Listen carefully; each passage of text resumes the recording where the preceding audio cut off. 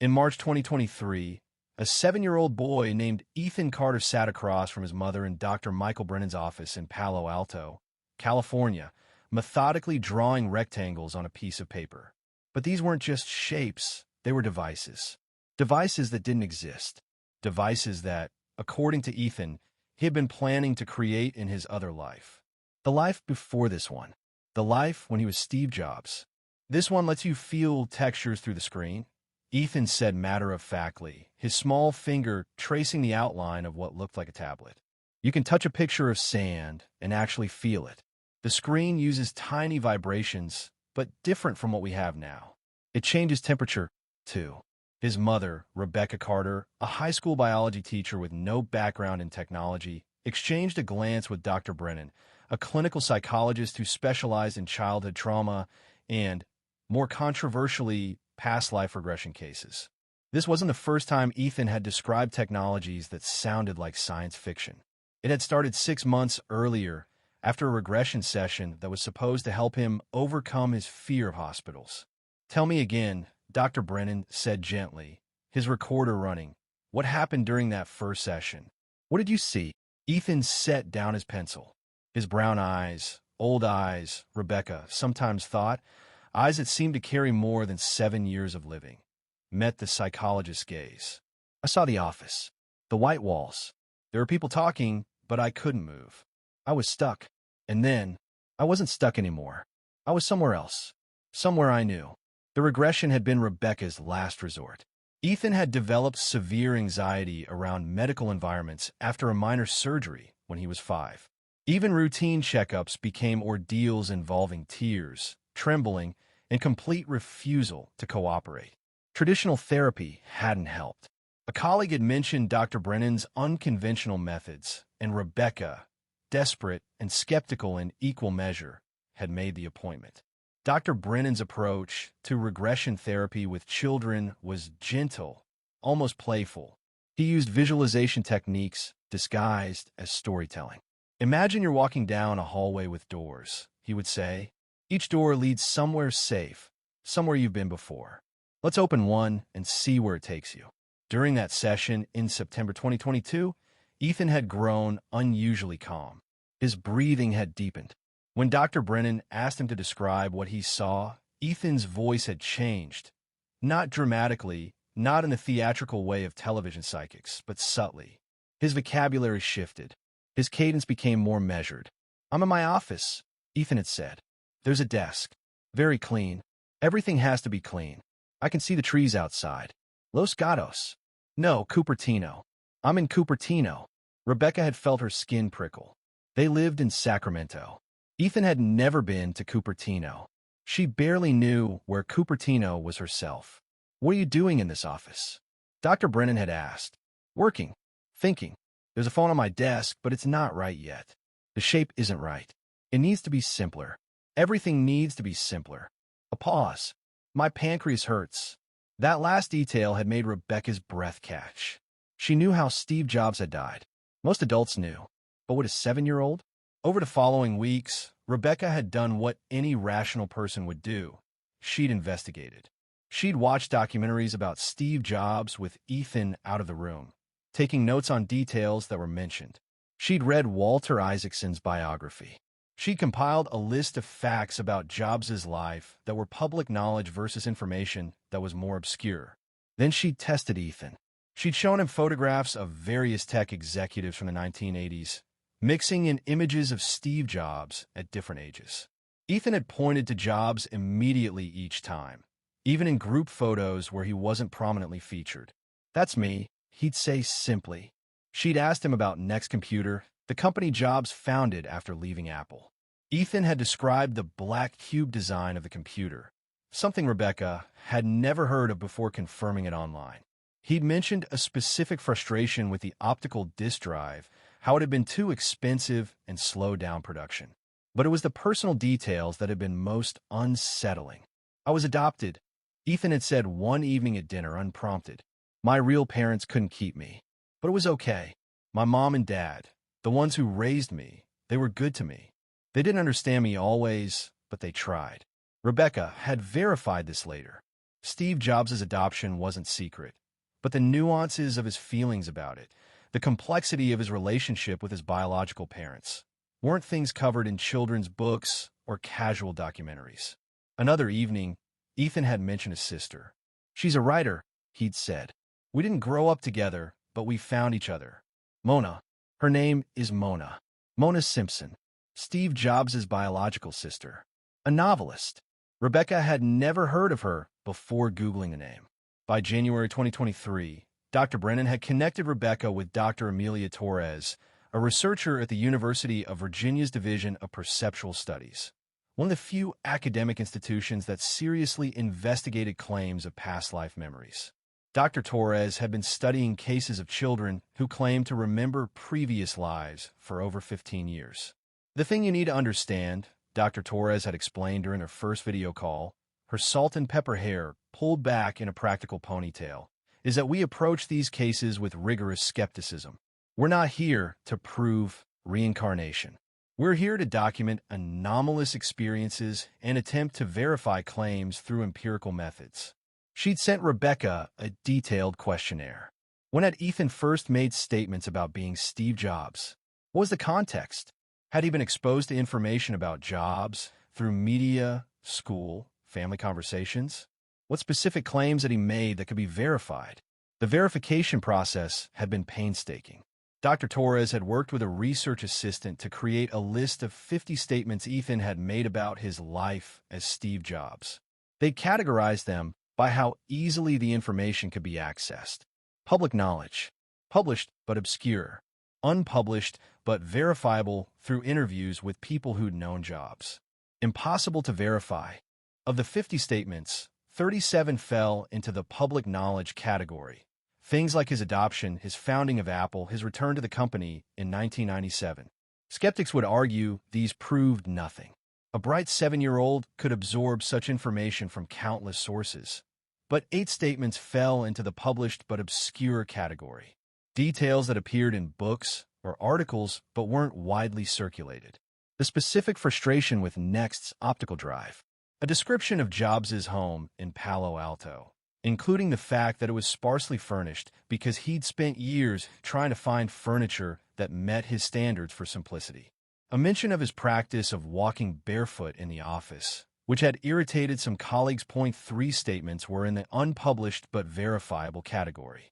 And these were the ones that had captured Dr. Torres' attention.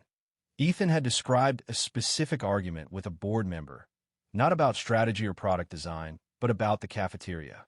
"I wanted them to bring in better food," Ethan had said. "Not just healthy food, but food that tasted good."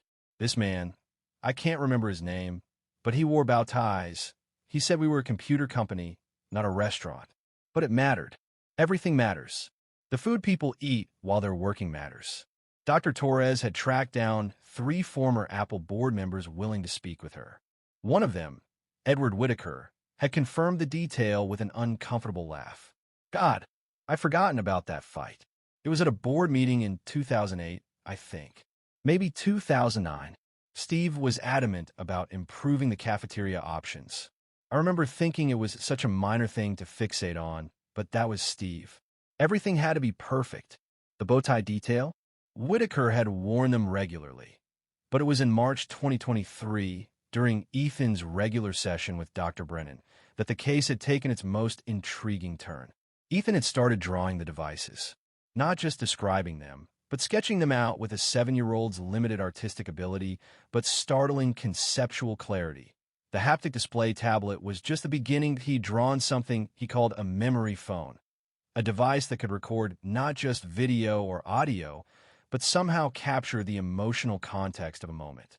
So when you watch it back, you don't just see what happened, Ethan had explained. You feel what you felt, the happiness or sadness or excitement. It saves it all. When Dr. Brennan had gently pointed out that this sounded like science fiction, Ethan had shrugged. I know it sounds made up, but I remember thinking about it. I remember knowing it was possible, but the technology wasn't ready yet. We needed better sensors, better understanding of neural patterns.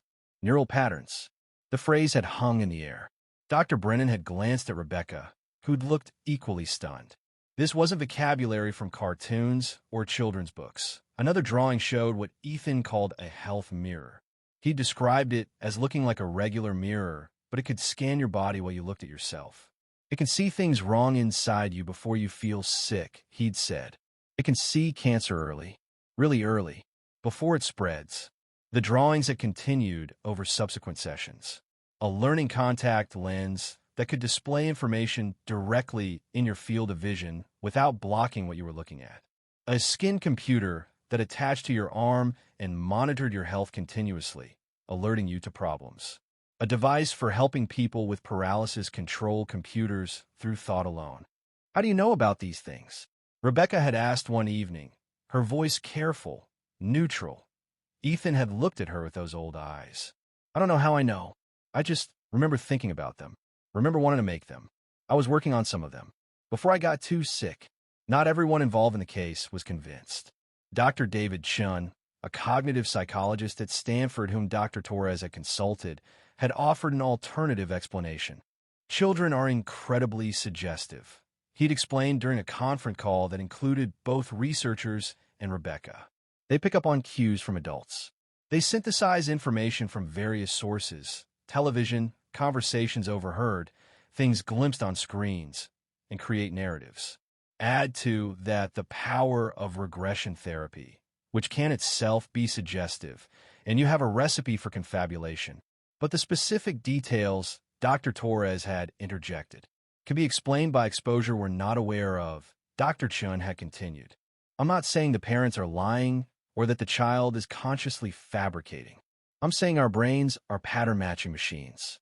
A bright child who's been exposed to fragments of information about Steve Jobs, even peripherally, might construct a narrative that feels like memory. What about the inventions? Rebecca had asked. The devices he's describing? Dr. Chin had paused. That's admittedly more interesting. But children are creative. They imagine things that don't exist all the time. Some of what Ethan's describing are extrapolations of existing technology. Haptic screens exist in primitive forms. Neural interfaces are being researched. He could be combining ideas he's encountered in age-appropriate ways. He's 7, Rebecca had said quietly, which makes him imaginative, not impossible. Dr. Chun had replied, not unkindly. Look, I'm not dismissing the case. I'm offering a framework for understanding it that doesn't require us to accept reincarnation, which, I'll point out, has no established mechanism in neuroscience. At Dr. Torres' suggestion, Rebecca had reached out to several technology experts, sharing Ethan's drawings and descriptions without initially revealing the context of how they'd been created. Dr. Jennifer Park, a biomedical engineer at MIT, specializing in haptic interfaces, had been particularly intrigued by the haptic display concept. The interesting thing about this design, she'd written in an email, is that it's not just a fantasy device. The principles are sound. We're working on similar concepts in the lab. Variable friction surfaces, temperature modulation, localized vibration at frequencies that mimic textures. This sketch shows someone who understands the fundamentals of haptic feedback. When Rebecca had revealed that the sketch had been made by a 7-year-old, Dr. Park's response had been immediate. I'd like to speak with this child's parents. Is he attending special programs in engineering? Marcus Chun, a former Apple engineer who'd worked on neural interface research, had reviewed Ethan's description of the thought control device. His analysis had been technical and detailed, but the conclusion had been striking. This isn't a child's fantasy of telepathy. This is a description of a brain-computer interface that aligns with current research directions. The mention of needing better sensors and better understanding of neural patterns reflects the actual limitations we're facing in the field. It's sophisticated understanding dressed in simple language. Not all experts have been impressed. Dr. Robert Hillman, a venture capitalist who specialized in emerging technology, had dismissed the inventions as derivative concepts any futurist could imagine after reading tech blogs. But even he'd admitted, though I'll say, for a kid, it's creative stuff. In April 2023, Dr. Torres had arranged something unusual, a visit to Cupertino. She contacted several former Apple employees who'd agreed to meet with Ethan, though she hadn't told them the full context of the case. They'd been told only that she was studying childhood memory and spatial recognition. Rebecca had been nervous during the drive down from Sacramento. Ethan had been quiet in the back seat, drawing in his notebook. The sketches had become more elaborate lately, not just devices, but architectural elements. Spaces. Rooms. They'd met Dr. Torres at a coffee shop near the Apple campus. With them were two former Apple employees, Linda Morrison, who'd worked in industrial design from 1999 to 2015, and James Chu, a software engineer who'd been with the company from 1998 to 2010. Dr. Torres had shown them photographs of various tech company campuses, mixing in images of Apple's facilities at different periods. Ethan had identified the Apple images without hesitation. But more than that, he'd added details. "This is the design studio," he'd said, pointing to one photo. "But this picture is from before we reorganized it. The tables were arranged differently later. More natural light." Linda Morrison had leaned forward. "How do you know that?" Ethan had looked confused by the question. "I just remember." They'd driven past the current Apple campus, the massive circular building known as Apple Park that had opened in 2017, years after Jobs' death. Ethan had studied it with interest, but said nothing. Then they'd driven to the old Infinite Loop campus, the previous headquarters. As they'd passed one particular building, Ethan had suddenly pointed. "That's where my office was. 4th floor. The corner." James Chu had gone pale. "Steve's office was on the 4th floor of that building. Corner office. How did you? Has someone shown you this before?" Rebecca had shaken her head. They'd never been to Cupertino before this trip. She was certain of it. They'd walked around the public areas of the campus. At one point, Ethan had stopped at a particular tree, an oak that stood near a pathway. He'd reached out and touched its bark. "We planted trees," he'd said softly. "I wanted the campus to feel like a park. Not just buildings and parking lots. Trees and paths. Places to think." Linda Morrison had been quiet for a long moment. Then, Steve was very specific about the landscaping. He involved himself in details most CEOs wouldn't bother with. The placement of trees, the types of grass. He wanted people to be able to walk and think. By summer 2023, something had begun to change. Ethan's memories, if that's what they were, had started to fade. He'd mentioned it himself one evening in June. "It's getting fuzzy," he'd told Rebecca. "Like trying to remember a dream. I know I knew more, but I can't bring it back." Dr. Torres had explained that this was typical in cases of children claiming past life memories. If these are genuine memories from a previous life, they tend to fade as the child's current life becomes more established. Usually by age 7 or 8, they've diminished significantly. Some researchers theorize it's because the child's developing brain is consolidating new memories and the old ones get overwritten, so to speak. Rebecca had felt an unexpected pang of loss. Whatever was happening with Ethan, reincarnation, confabulation, some phenomenon science hadn't yet explained.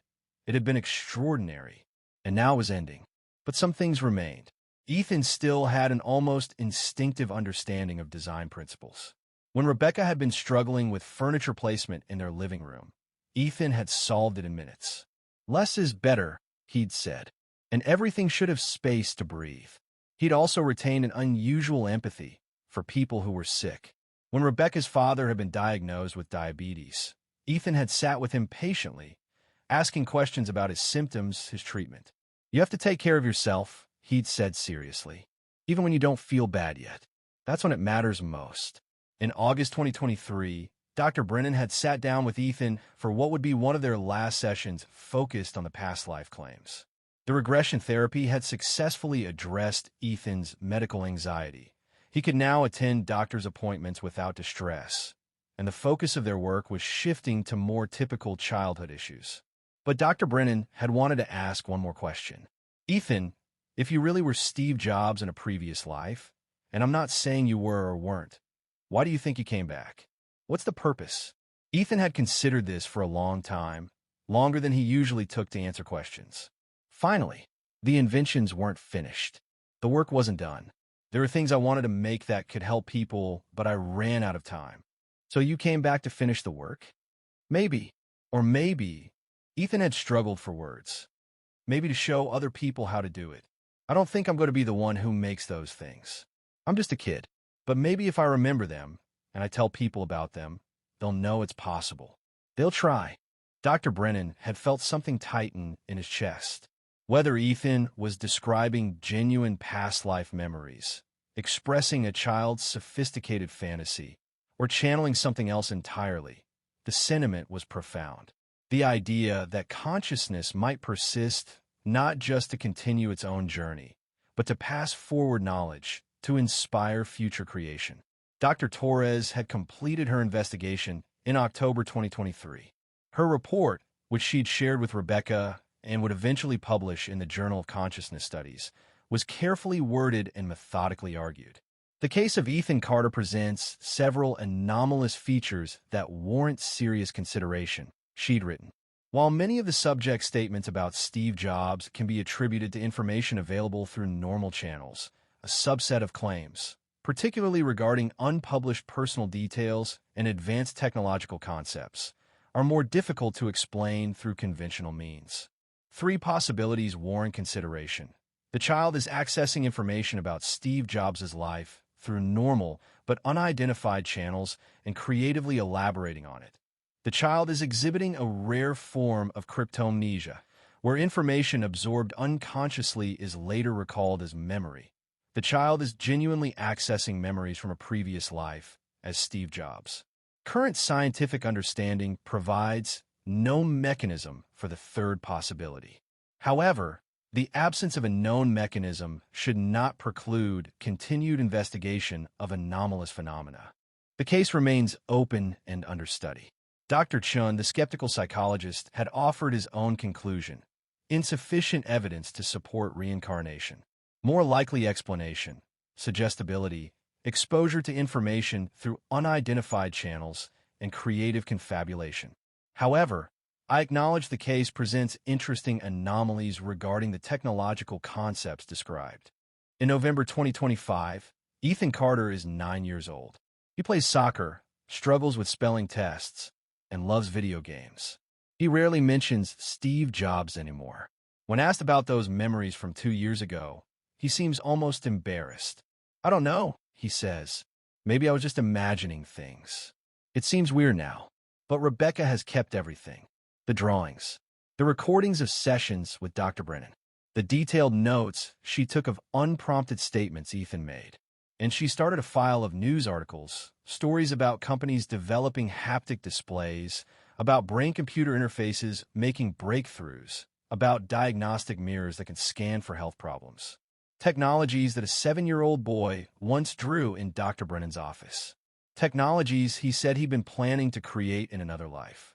Whether he was Steve Jobs or not, Rebecca says, sitting in her living room while Ethan plays in the yard outside, something extraordinary happened. He knew things he shouldn't have known. He described technologies that didn't exist but are now being developed. Maybe that's what matters. Not proving reincarnation, but recognizing that consciousness, memory, knowledge, maybe they work in ways we don't understand yet. Dr. Torres continues to follow Ethan's case, checking in every few months.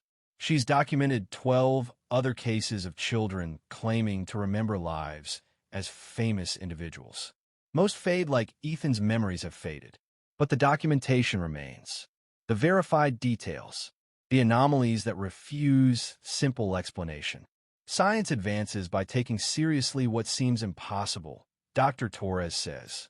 Consciousness is still the greatest mystery we face. Cases like Ethan's, whether they ultimately prove to be reincarnation or some other phenomenon we haven't identified yet, they remind us how much we don't know.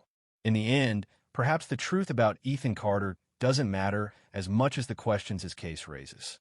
Questions about consciousness and memory, about knowledge and intuition, about whether the boundary between lives is as solid as we assume. The devices Ethan drew are being developed by researchers around the world, people who've never heard of a 7-year-old boy in Sacramento who claimed to remember planning them in a previous life. Perhaps that's coincidence. Perhaps it's the natural trajectory of technology. Or perhaps, as Ethan suggested in one of his final sessions with Dr. Brennan, ideas have a life of their own, persisting across time and consciousness, waiting for minds ready to receive them. "I think thoughts are real things," Ethan had said, "like objects you can't see.